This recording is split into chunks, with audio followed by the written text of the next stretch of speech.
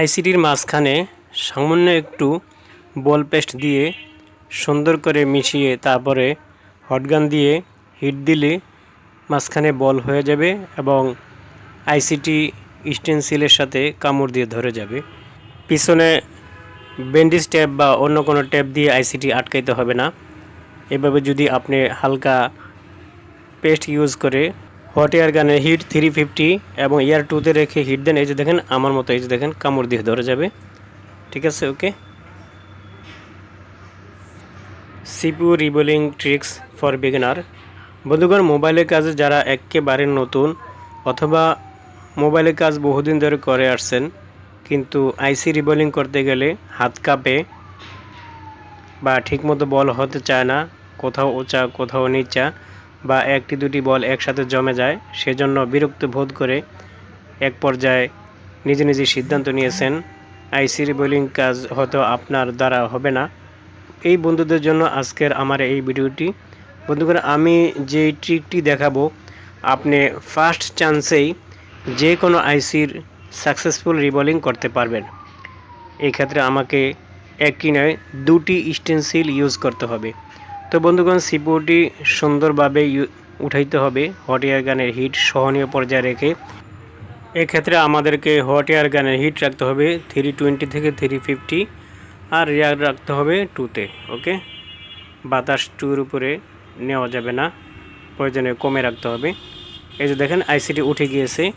1 থেকে 1.5 মিনিট বা 1 মিনিট 15 থেকে 20 সেকেন্ড সময় লাগে একটি নন পেস্টেড আইসি উঠাইতে। তবে সব আইসির ক্ষেত্রে এমনটি নয়, আমার এই আইসিটি উঠাইতে 1.5 মিনিট সময় লেগেছে।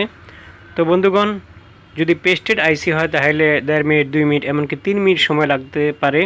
তবে এক্ষেত্রে আমাদেরকে হিট সহনীয় পর্যায়ে রাখতে হবে 300, 320, 350, প্রয়োজনে 70, এর বেশি নয়। তবে যতক্ষণ সময় লাগে হিট দিবেন, আস্তে আস্তে কিছুক্ষণ পর পর ট্রাই করবেন। যদি ট্রাই করেন দেখবেন এক পর্যায়ে নরম হয়ে গেছে, টান দিলে উঠে আসবে। তো বন্ধুগণ, এই যে দেখেন আমি যে আইসিটি উঠাইছি শুধু এক কোনায় 2টি বল একসাথে লেগে আছে। এই 2টি বল আমি ছুটিয়ে দিয়ে আমি রিসোল্ডারিং ইউজ করব না, মানে সোল্ডারিং যে উইক আছে উইক ইউজ করব না, তাতালো এখানে ইউজ করব না, যেহেতু সবগুলি বল আপন জায়গায় ঠিক মতো আছে। শুধু এক কোনায় 2টি বল একসাথে মিশে আছে, সেই 2টি বল আলাদা করে দিব, তারপরে স্টেনসিলে আমি বসিয়ে দিব আইসি রিবোলিং করার জন্য। ঠিক আছে, এটি ট্রিক। ধরে আপনি যে নন পেস্টের যে আইসিগুলি আছে সেগুলির বল যদি একটু উঁচা থাকে তাহলে কোনো সমস্যা নেই, বরঞ্চ এটা আরও সুবিধা। আপনি যখন স্টেনসিলে মার্ক করে রাখবেন তখন কিন্তু দেখবেন এক চান্সেই যেখানে ঢোকার সেখানে ঢুকে যাবে আপনার এই আইসির বলগুলি। তাহলে আপনি খুব সহজে অল্প সময়ে কিন্তু রিবোলিং করতে পারবেন। আর যদি সোল্ডারিং উইক দিয়ে বা তাতাল দিয়ে যদি মিশিয়ে ফেলেন তারপরও সমস্যা নাই। হালকা একটু বল পেস্ট ইউজ করে যখন আপনি হালকাভাবে হিট দিবেন তখন কিন্তু বল হয়ে যাবে মাঝে মাঝে।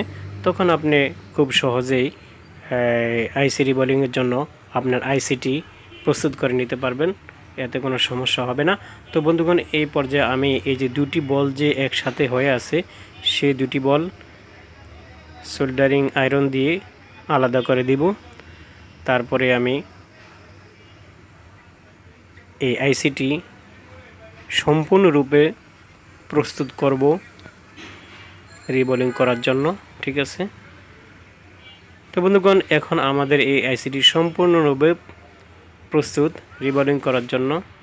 এবার আমরা আইসি রিবোলিংয়ের প্লেট নিব। তো আমি একটি নয় 2টি প্লেট নিব।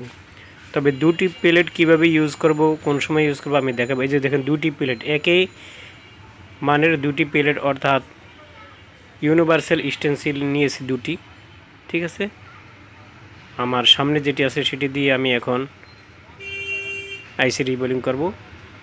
এবার আইসি রিবোলিংয়ের জন্য আমাদেরকে টিস্যু ইউজ করতে হবে, কয়েকটি ভাঁজ দিয়ে উঁচা করে নিতে হবে। আমি উঁচা করে নিয়েছি। এই যে দেখেন আইসিটির সামনে রাখলাম।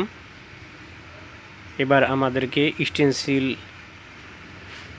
আইসির উপরে ধরে সুন্দরভাবে মার্ক করে নিতে হবে, সবগুলি বল যাতে দেখা যায়। 4 কোণার 4টি যে বল আছে সে বলগুলি যাতে সুন্দরভাবে দেখা যায় এমনভাবে আমাদেরকে আইসিটি পজিশন মতো বসাইতে হবে। ঠিক আছে, এই দেখেন উপরে দুটি বল কোনায় এবং নিচে দুই কোনায় দুটি বল দেখবেন ঠিক পজিশনে মিডিলে আছে কিনা। যদি ঠিক পজিশনে অর্থাৎ মিডিলে থাকে তাহলে সবগুলি বলে আপন আপন জায়গায় বসে যাবে এবং ভালো করে যদি একটু লক্ষ্য করেন দেখবেন সবগুলি বলে দেখা যায়।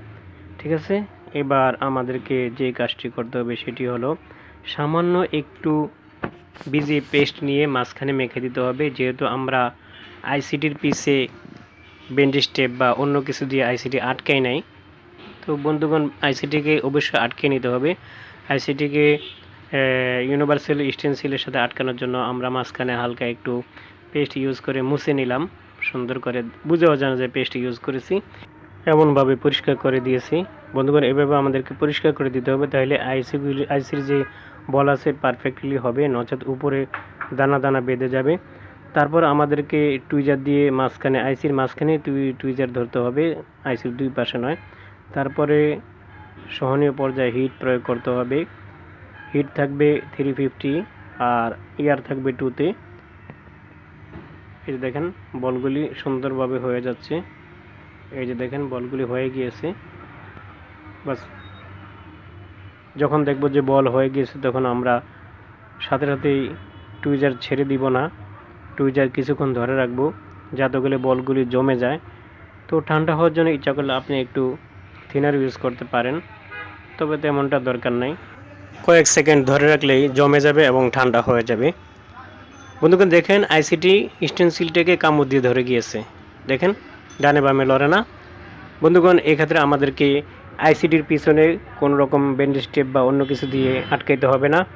তো বন্ধুগণ আমাদের আইসিটি সম্পূর্ণরূপে প্রস্তুত এবার বিজি পেস্ট মাখার জন্য।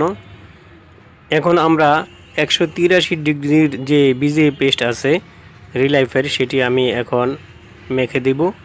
বন্ধুগণ কৌটা থেকে উঠানোর পর অবশ্যই পানি ঝরিয়ে নিতে হবে। আমি ঝরিয়ে নিয়েছি টিস্যুতে চাপ দিয়ে, মাঝখানে অর্ধেক পরিমাণ রাখলেই হবে, আমি রেখেছি। তারপরে চেপটা একটি টুল দিয়ে পুরোটা আইসিতে এভাবে মেখে দিচ্ছি, তবে চাপ দেই নেই, চাপ দেওয়া যাবে না, চাপ দিলে বল জমে যাবে। ঘায়ের উপরে যেভাবে আমরা মলম মেখে দিই সেভাবে মেখে দিতে হবে, কারণ ঘায়ের উপরে যখন আমরা মলম মাখি তখন কিন্তু চাপ দিই না, তাই না? এখানেও চাপ দেওয়া যাবে না। দুঃখিত, আমার হাত লড়ার কারণে ক্যামেরাটি লড়ছে, সেজন্য ঠিকমতো দেখা যায় না। তো বন্ধুগণ এভাবে ওই টুলটি দিয়ে আমাদেরকে ভালো করে পরিষ্কার করে দিতে হবে উপরে যাতে কোনো রকম পেস্ট না থাকে। তারপরে পরিষ্কার কাপড় দিয়ে মুছে দিতে হবে, এক্ষেত্রে টিস্যু ইউজ না করলে ভালো, কাপড় ইউজ করা ভালো। এবার আমাদের আসল ট্রিক সেটি হলো আমাদের কাছে যে আরেকটি ইউনিভার্সাল স্টেনসিল আছে, এই যে সেটি বরাবর উপরে ধরবো একে মাপে, ঠিক আছে? তার উপরে আমরা কিন্তু হিট প্রয়োগ করব। উপরে যে স্টেনসিলটি রাখা হচ্ছে সেটির উপরে আমরা কিন্তু হিট প্রয়োগ করব, তাহলে কিন্তু প্রপারলি আমাদের আইসির বলগুলি হয়ে যাবে। আর বিজে পেস্ট মাখার পর 2 আঙ্গুল দিয়ে অবশ্যই 2 পাশে ধরে রাখতে হবে। ডাইন হাতের আঙ্গুল ছাড়লে বাম হাতের আঙ্গুল দিয়ে, বাম হাতের আঙ্গুল ছাড়লে ডাইন হাতের আঙ্গুল দিয়ে ধরে রাখতে হবে। আর হিট দেওয়ার সময় টুইজার আইসির উপরে ধরে রাখতে হবে, আইসির বাহিরে নয়। আইসির বাহিরে ধরলে মাঝখানে কিন্তু উঁচা হয়ে যাবে। তো হিট কোথায় দিব? হিট দিব দূর থেকে, স্টেনসিলটাকে দূর থেকে হিট দিয়ে আমরা গরম করব, সরাসরি আইসির উপরে হিট প্রয়োগ করব না, ঠিক আছে? যখন দেখব যে বল জমে গিয়েছে তখন আমরা আইসির উপরে ঘুরে ঘুরে হিট দিতে পারি কিছুক্ষণ, এই যে এইভাবে। ঠিক আছে, একটু জমার এবং ঠান্ডা হওয়ার সুযোগ দিতে হবে। ইচ্ছা করলে আপনি আমার মতো একটু থিনার ইউজ করতে পারেন তাড়াতাড়ি জমার জন্য। যখন মনে করবেন যে জমে গিয়েছে, ঠান্ডা হয়ে গিয়েছে, তখন উপরের যে স্টেনসিলটি আছে সেটি সরিয়ে নেবেন। আমি সরিয়ে নিয়েছি।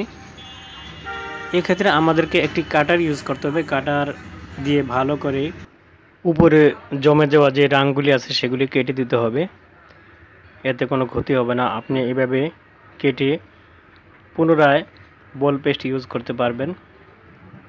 যদি কোনো জায়গা অসম্পূর্ণ থাকে ইচ্ছা করলে একবার, দুইবার, তিনবারও আপনি এভাবে বল পেস্ট ইউজ করতে পারবেন কেটে কেটে। এতে করে আপনার বলগুলি এক মাপের হবে, সুন্দর দেখা যাবে। কাপড় দিয়ে ভালো করে পরিষ্কার করে নিতে হবে।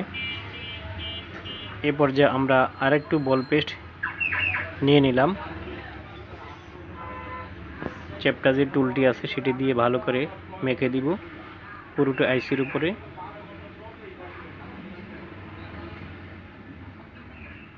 এভাবে একবার না, দুইবার না, তিনবার, চারবার, যতবার দরকার করা যায়। যখন আপনি অভিজ্ঞ হয়ে যাবেন তখন কিন্তু একবারে হয়ে যাবে।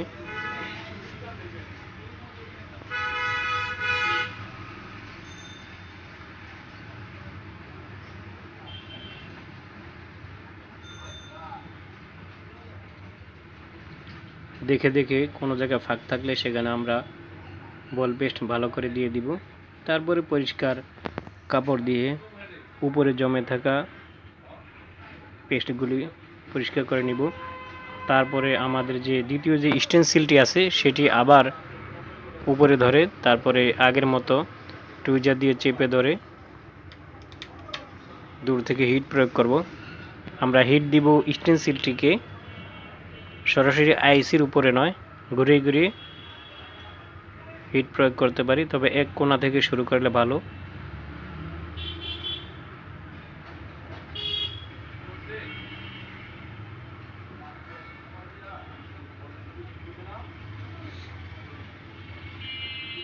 যেহেতু এক মাপের স্টেনসিল, ছিদ্রও কিন্তু এক মাপের, সেজন্য উপর থেকে বোঝা যায় আমাদের আইসির যে বলগুলি আছে সেগুলি গললো কিনা, জমলো কিনা। যখন দেখবেন সবগুলি বল গলে গিয়েছে তখন এভাবে ঘুরে ঘুরে হিট প্রয়োগ করবেন, যাতে কোনো একটি বল কাঁচা না থাকে। টুইজারের নিচে, ডানে বামে এভাবে হিট প্রয়োগ করতে হবে। তারপর ঠান্ডা হওয়ার জন্য, জমার জন্য একটু সময় দিতে হবে এবং থিনার ইউজ করে নিতে পারেন। আমিও থিনার ইউজ করে নিলাম ঠান্ডা হওয়ার জন্য।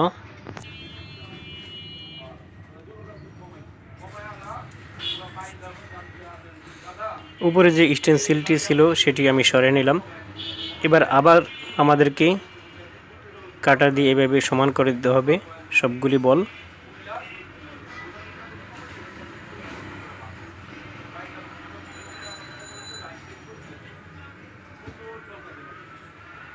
এরপরে আমাকে আর পেস্ট ইউজ করতে হবে না। যদি কোনো জায়গায় আপনি কোনো বল উঁচা নিচা বা গ্যাপ থাকে তাহলে কিন্তু আপনি আবার ইচ্ছা করলে ভিজিয়ে পেস্ট ইউজ করতে পারেন। আমার প্রয়োজন নাই, এক্ষেত্রে আমি হালকা একটু পেস্ট নিয়ে তারপরে মেখে দিব।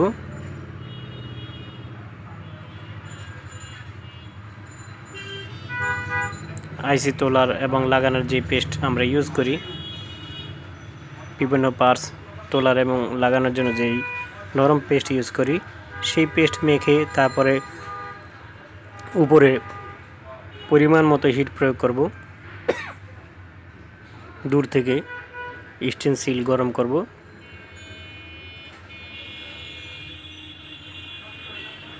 তবে এক কোণা থেকে হিট দিলে সবচেয়ে ভালো। দেখেন সবগুলি বল আপন আপন জায়গায় দাঁড়িয়ে গিয়েছে সুন্দরভাবে।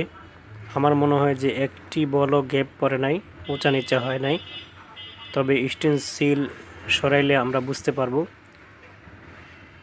জমার জন্য একটু সময় দিতে হবে, ঠান্ডা হওয়ার জন্য প্রয়োজনে এভাবে থিনার ইউজ করা যায়।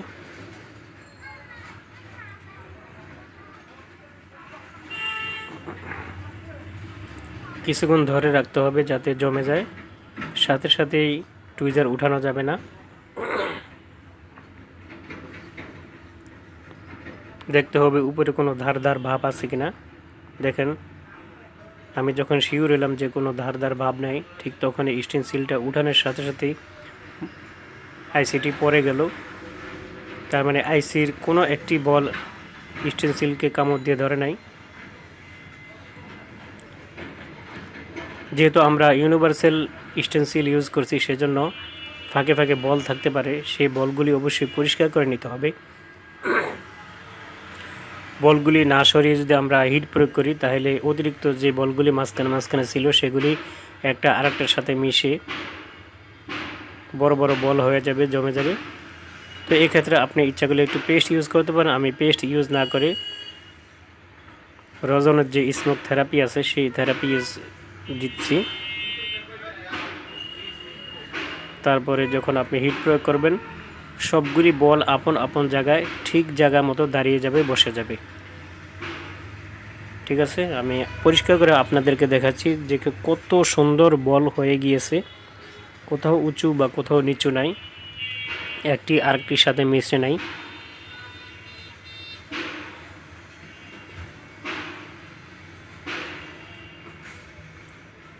ঠান্ডা হওয়ার জন্য একটু থিনার ইউজ করলাম।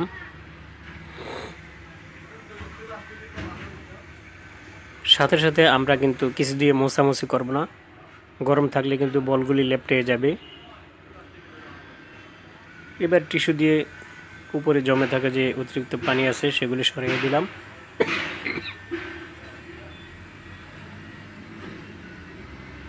বন্ধুগণ একটু লক্ষ্য করুন, সবগুলি বল সুন্দরভাবে আপন আপন জায়গায় হয়ে গিয়েছে, তৈরি হয়ে গিয়েছে। কোথাও কোনো গ্যাপ নাই, কোথাও উঁচা কোথাও নিচে এমনটি নাই।